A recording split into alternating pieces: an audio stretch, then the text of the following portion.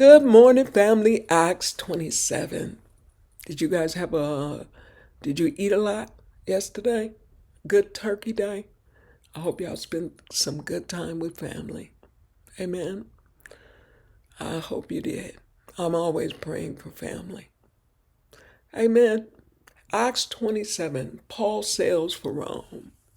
When the time came, we set sail for Italy. Paul and several other prisoners were placed in the custody of a Roman officer named Julius, a captain of the imperial regiment. Aristarchus, a Macedonian from Thessalonica, was also with us. We left on a ship whose home port was Adramyttium, or Midium, on the northwest coast of the province of Asia. It was scheduled to make several stops at ports along the coast of the province. The next day, when we docked at Sidon, Julius was very kind to Paul and let him go ashore to visit with friends so they could provide for his needs. Putting out to sea from there, we encountered strong headwinds that made it difficult to keep the ship on course. So we sailed north of Cyprus between the island and the mainland. Keeping to the open sea, we passed along the coast of Cilicia and Pamphylia, landing at Myra in the province of Lycia. There, the commanding officer found an Egyptian ship from Alexandria that was bound for Italy, and he put us on board. We had several days of slow sailing, and after great difficulty, we finally neared Cnidus. But the wind was against us, so we sailed across to Crete and along the sheltered coast of the island, past the Cape of Salmone. We struggled along the coast with great difficulty and finally arrived at Fair Havens, near the town of Lycia. We had lost a lot of time. We had lost a lot of time. The weather was becoming dangerous for sea travel because it was so late in the fall, and Paul spoke to the ship's officers about it. Men, he said, I believe there's trouble ahead if we go on. Shipwreck, loss of cargo, and danger to our lives as well. But the officer in charge of the prisoners listened more to the ship's captain and the owner than to Paul. And since Fair Havens was an exposed harbor, a poor place to spend the winter, most of the crew wanted to go on to Phoenix, farther up the coast of Crete, and spend the winter there. Phoenix was a good harbor with only a southwest and northwest exposure. When a light began blowing from the south, the sailors thought they could make it. So they pulled up anchor and sailed close to the shore of Crete. But the weather changed abruptly, and a wind of typhoon strength, called the northeaster, burst across the island and blew us out to sea. The sailors couldn't turn the ship into the wind, so they gave up and let it run before the gale.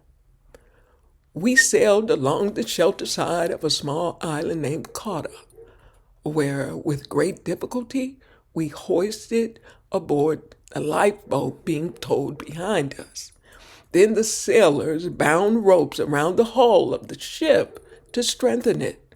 They were afraid of being driven across the sandbars of Syrtis off the African coast, so they lowered the sea anchor to slow the ship and were driven before the wind. The next day, a gale force winds. The next day, as gale force winds continued to batter the ship, the crew began throwing the cargo overboard. The following day, they even took some of the ship's gear and threw it overboard. Side note, family, when I first read this reminded me of, I know it's in one of Paul's letters, he says to lay aside every weight that so easily besets you, holds you back, right? And it's interesting that that's exactly what he's doing here during his shipwreck. That's a message. 20 says, the terrible storm raged for many days, blotting out the sun and the stars until at last all hope was gone. Wow. No one had eaten for a long time. Finally, Paul called the crew together and said, men, you should have listened to me in the first place and not left Crete.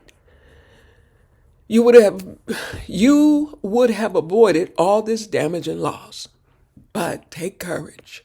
None of you will lose your lives, even though the ship will go down. Message. For last night an angel of God, to whom I belong and whom I serve, stood beside me. And he said, don't be afraid, Paul, for you will surely stand trial before Caesar. What's more, God in his goodness has granted safety to everyone sailing with you. So take courage, for I believe God. It will be just as he said, but we will be shipwrecked on an island. About midnight on the 14th night of the storm, as we were being driven across the Sea of Adria, the sailors sensed land was near.